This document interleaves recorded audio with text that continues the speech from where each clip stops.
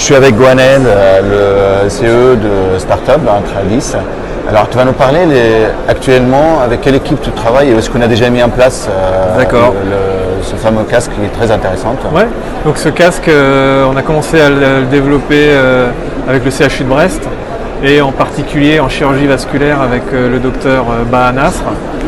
Et donc un des avantages que trouve le docteur Nasr, c'est la dématérialisation de sa salle en fait.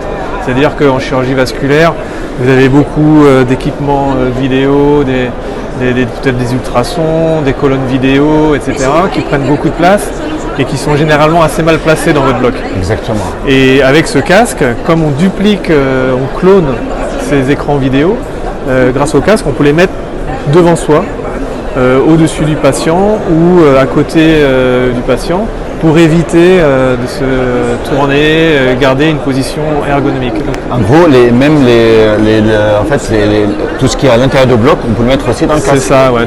L'échographie, l'angioscanner ou même parfois l'accès de PACS ou les images préopératoires. C'est ça. À partir du moment qu'il y a une sortie vidéo, nous on peut le mettre dans le casque et aussi sur le portail web. C'est difficile, ça prend du temps le fait d'apprendre aussi de... Non, alors ça dépend des gens, mais je dirais que la majorité des personnes au bout de 15 minutes sont assez fluides. Alors il y a des personnes ça prend un peu plus de temps, mais en 15 minutes on a compris les mouvements de base. C'est essentiellement comme d'utiliser une souris sur son ordinateur, sauf que on le fait en 3D, mais les gestes sont assez simples. Ouais. C'est marrant quand même, en fait on a tous les outils informatiques autour de nous. Nous on est au bloc, on est en train d'opérer.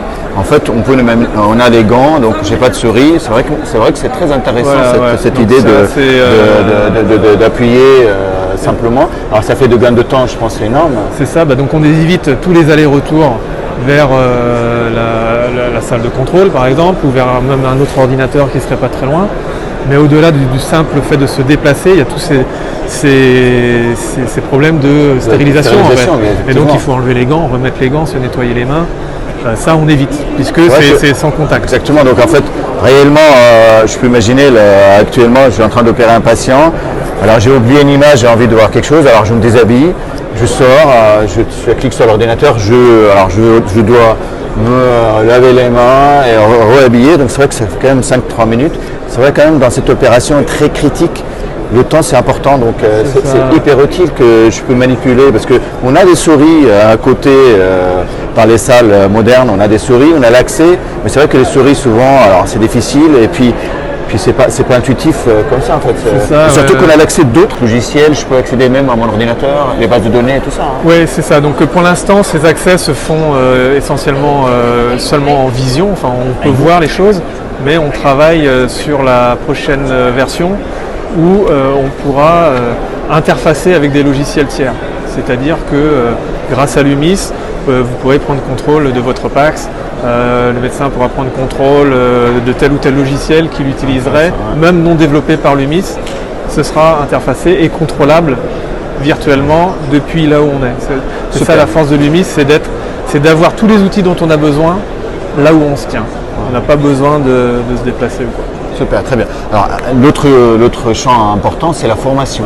Oui. Alors là, est-ce qu'ils font aussi le médecin formateur Oui, donc c'est donc un des cas d'usage, c'est effectivement la formation. Alors la formation dans les deux sens, c'est-à-dire ça peut être un médecin junior qui est au bloc, qui débute, qui a besoin d'être réassuré ou qui ne connaît pas telle ou telle procédure.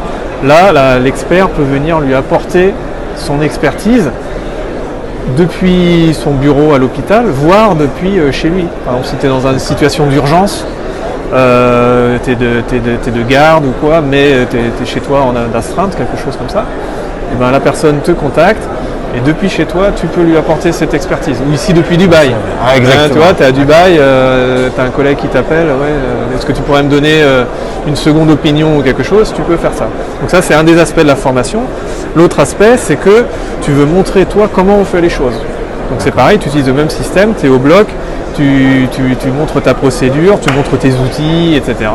Et les gens, à distance, sans rentrer dans ton bloc, parce qu'on sait comment un bloc c'est étroit, on ne veut pas non plus amener du risque, etc. Donc les gens restent à l'extérieur, ils se connectent, chacun chez soi, chacun dans son université, que sais-je, et ils peuvent suivre ta En procédure. fait, en gros, je te donne un cas concret réellement. J'ai un médecin algérien qui est très intéressé de faire l'embolisation des fibromes Voilà. en Algérie.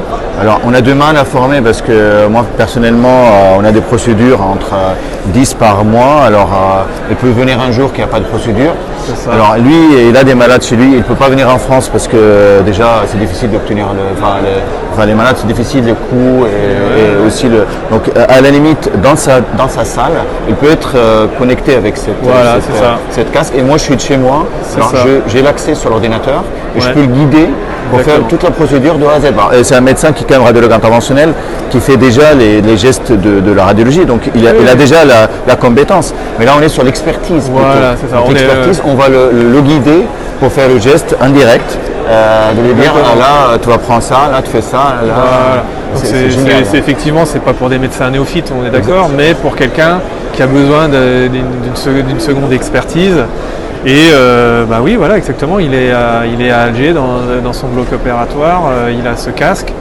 Tout ce qu'il a à faire, c'est le connecter. Il n'y a pas de fil, il n'y a rien. C'est très léger à porter. Et bah toi, ça t'évite aussi de voyager. Bien sûr. Donc ça s'insère mieux dans ton cycle de travail. Ça économise de l'argent en transport. Et puis surtout que ça ne prend pas beaucoup de temps parce qu'il va me connecter uniquement lors de l'opération. Je ne peux pas passer beaucoup de temps à l'expliquer. Voire au moment critique, c'est même pas nécessairement toute la procédure. C'est peut-être 15 minutes au moment où c'est vraiment important, il faut prendre une décision rapidement. Et votre expertise pour l'instant, c'est chirurgie vasculaire. Alors, parce qu'il y a aussi la radiologie, enfin la radiologie interventionnelle, il y a aussi la rythmologie interventionnelle. Je parle beaucoup sur les gestes qui sont faits avec des centres d'experts et qu'on a du mal à faire venir les gens pour les former ou même dans le moment critique. Donc c'est très intéressant quand même. Donc nous on a commencé en fait en neuroradiologie interventionnelle et on a étendu vers la chirurgie vasculaire parce qu'il y a beaucoup d'imagerie. Exactement. C'est une chirurgie assez particulière où il y a beaucoup d'imagerie. Mais maintenant on va aussi vers la chirurgie ouverte où il y a beaucoup moins d'imagerie. S'il y a de l'imagerie, c'est plus de l'imagerie préopératoire. Mais on couvre ces trois champs. Là, par exemple, la semaine prochaine, on va faire une formation à des jeunes chirurgiens en chirurgie orale. Ils vont pas aller tous dans le bloc, ils vont être dans une salle pas très loin. Et ils vont pouvoir suivre cette chirurgie. C'est une chirurgie sur un vrai patient en temps réel. Et donc on couvre effectivement la technologie est assez flexible, elle peut s'adapter à toute spécialité. C'est en fait, alors juste pour moi, Rama, tu peux venir s'il te plaît quand tu es joué. Ce qui est intéressant, parce qu'en fait c'est très simple, tu peux venir juste ici, donc en fait il y a le caméra ici.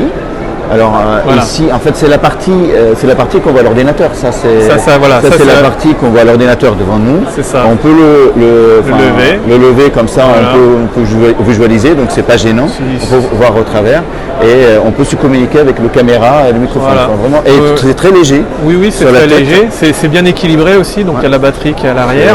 C'est vraiment on peut le charger par câble USB. Ça se charge comme un téléphone portable. C'est très simple. C'est pas une grosse machine. Donc il y a une caméra, il y a des haut-parleurs et des micros aussi, ce qui fait que c'est pas seulement voir, on peut parler. On peut parler, on peut se communiquer. C'est vrai que je trouvais que c'est génial. On va l'étendre aussi à la radiologie interventionnelle et la cardiologie interventionnelle parce qu'il y a beaucoup de choses à faire. Avec plaisir, nous on est toujours ouverts aux nouvelles aventures et à apprendre de ces spécialités. Super, merci infiniment, c'était super cette explication, c'est parfait, ça permet de comprendre un peu la technologie dans le bon sens, parce que c'est vraiment une technologie qui va nous aider beaucoup. Il y a beaucoup de technologies qui est un peu vaste, mais là on a simplicité, c'est très simple, et avec les doigts, vraiment c'est top. Très bien, merci beaucoup. Je te remercie, bonne fin de conférence. Merci, bonne fin de conférence, merci.